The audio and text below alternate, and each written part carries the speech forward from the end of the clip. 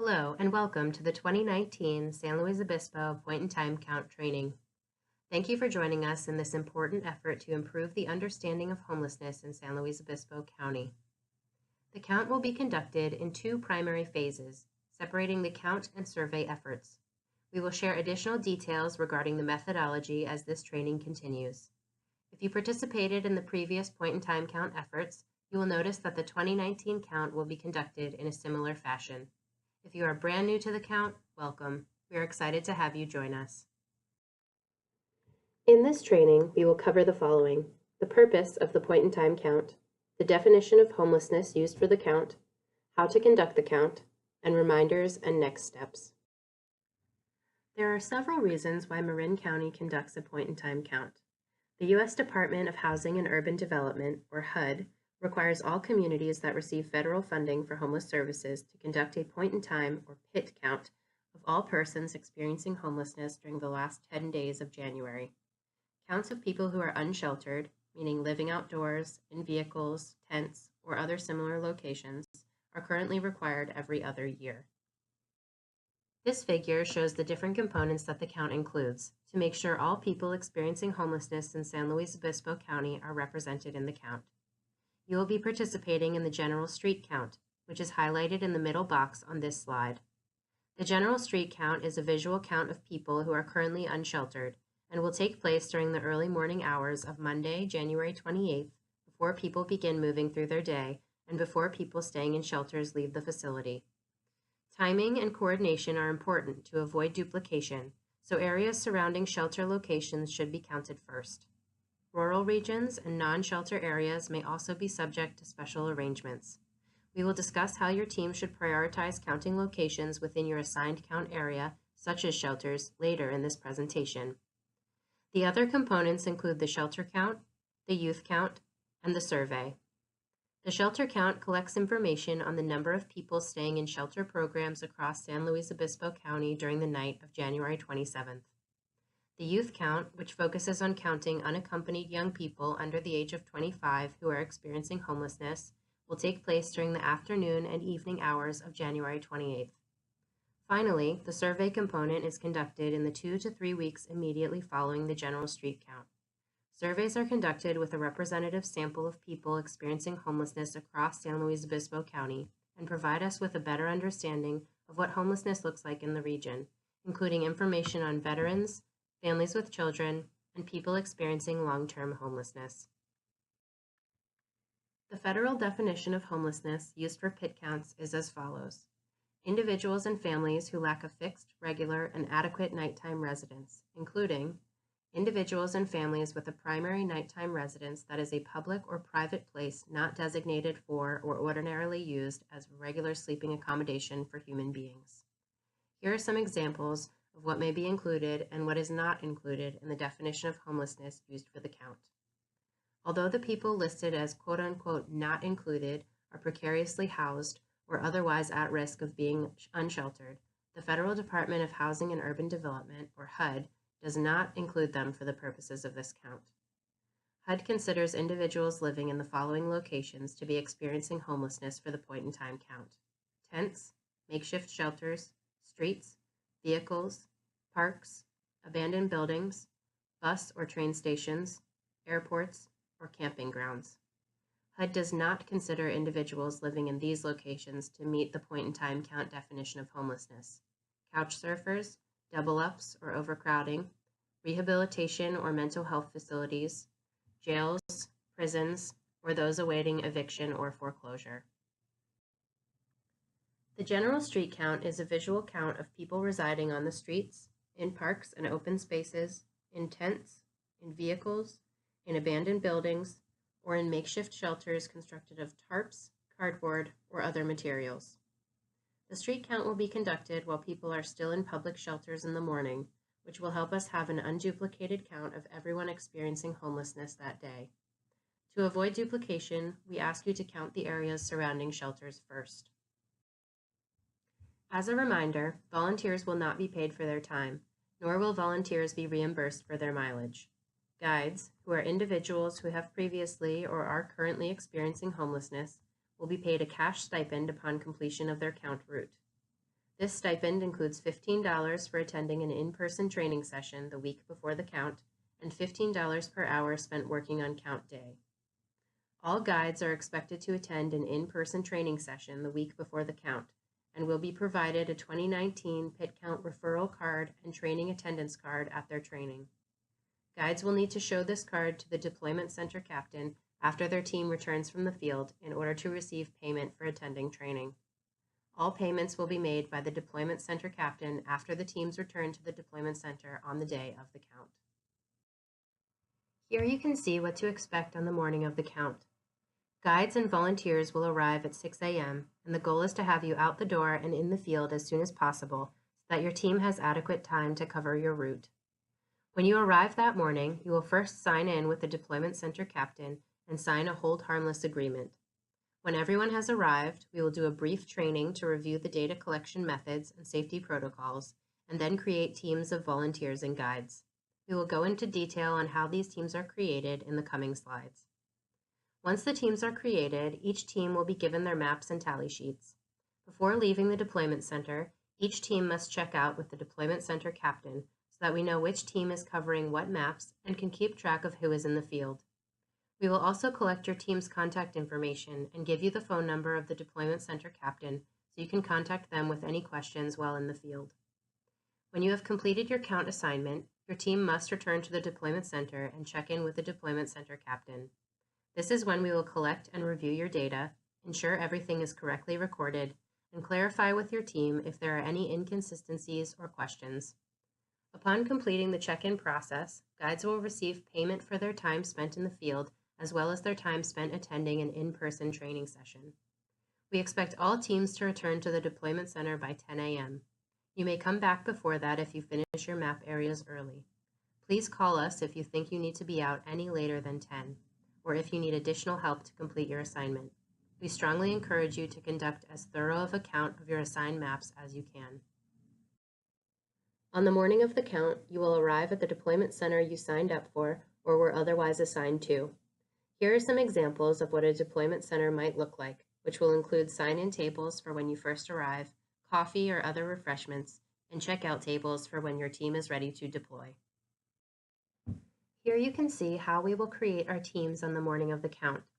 This process requires volunteers and guides to wait for their team assignment before deploying into the field, and we greatly appreciate your patience, flexibility, and cooperation during this time. The Deployment Center captain will match up 1 to 2 volunteers with a guide with lived experience of homelessness and will then assign each team 2 to 3 maps to cover their route. We will try our best to send you to areas that you are familiar with, but please remember that we are responsible for covering the entire county, and you may be sent to an area that you do not know as well. Your team might also be assigned to an area where you will see very few or 0 persons experiencing homelessness.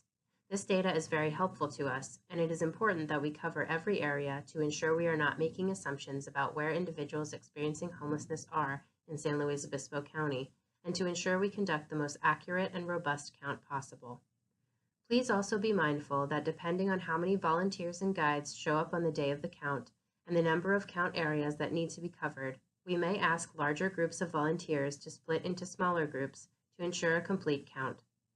While we will make an effort to assign larger volunteer groups to areas that are next to each other, we may not be able to accommodate all requests and appreciate your understanding and cooperation. There are 2 different types of participants on each team during the general street count: volunteers and guides. This slide outlines the difference between guides and volunteers. A guide is an individual who has previously or is currently experiencing homelessness and uses their knowledge to identify individuals experiencing homelessness during the general street count. They will guide their team towards locations in their assigned count area where individuals experiencing homelessness are likely to be seen and will help distinguish between safe and potentially dangerous situations. Guides are compensated for their time and contributions to the count in the form of a $15 per hour cash stipend. A volunteer will provide consultation and support in team decisions. They will be in charge of transporting their count team through their assignment and will help ensure that full coverage of the map is achieved. Please note that volunteers are not paid for their participation in the count, nor do they receive gas or mileage reimbursement. Teams should note that because we are covering the entire geography of the county, There may be instances where the guide is not personally knowledgeable about the specific route the team is covering. However, guides are still able to draw on their first-hand experience of homelessness to help identify potential locations or persons based on previous experiences and signs in the environment. All team members are in charge of ensuring the methodology is being followed and should designate one team member to be in charge of marking the tally sheet and one team member responsible for tracking the team's coverage of their count area. The next set of slides will outline how to use the data collection forms that you will receive on the morning of the count. Each team will be assigned to specific routes and given maps of those routes. Your route is outlined in bright blue. Please stay within the bright blue line.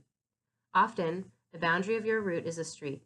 If the bright blue line is a street, count people on the inside side of the street, or the side of the street that connects with the rest of your route.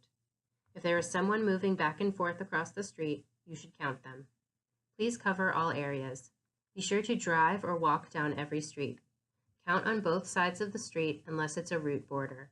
Look for open areas. You may need to get out and walk. You decide the route you take, and that route may depend on traffic or where shelters are. Be sure to cover areas around shelters first. It is a good idea to put an X on streets and areas once you've covered them so you don't count them twice. If you are assigned to 2 contiguous maps, please be sure to outline a route that will easily take you from one map to the other.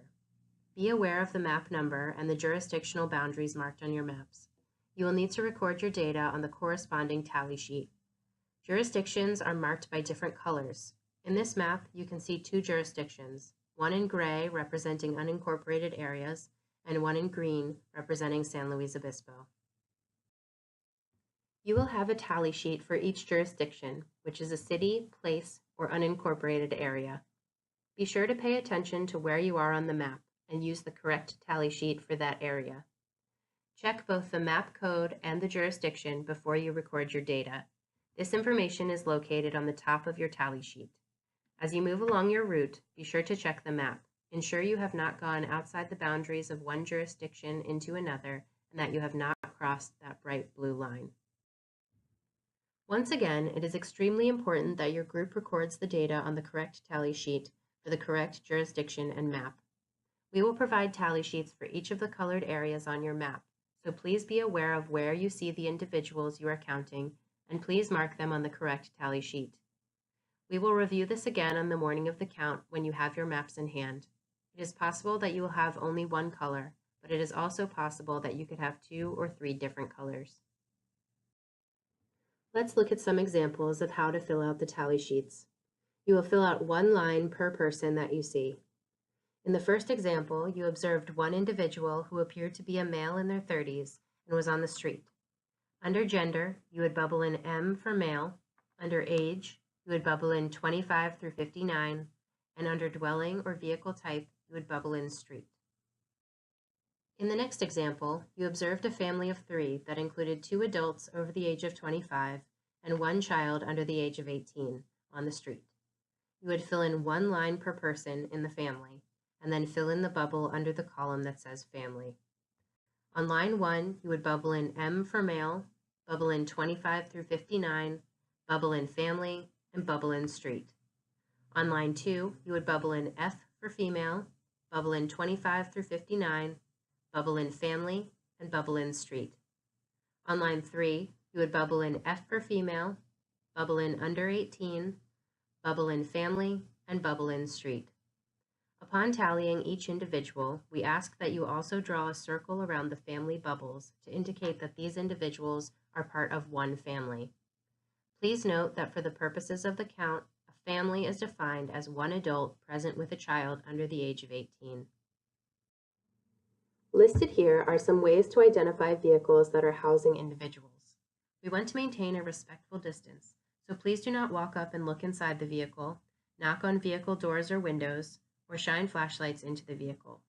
Instead, here are some signs to look for that can indicate whether somebody is living in the vehicle or not. A vehicle with windows that are fogged, partially open, or blocked, electrical connections or generators, screens or window coverings, items inside and outside of the vehicle, including household items, bags, or clothing, sounds of music or talking coming from inside the vehicle, and/or that the vehicle is in a known safe parking location, which may be designated on your map.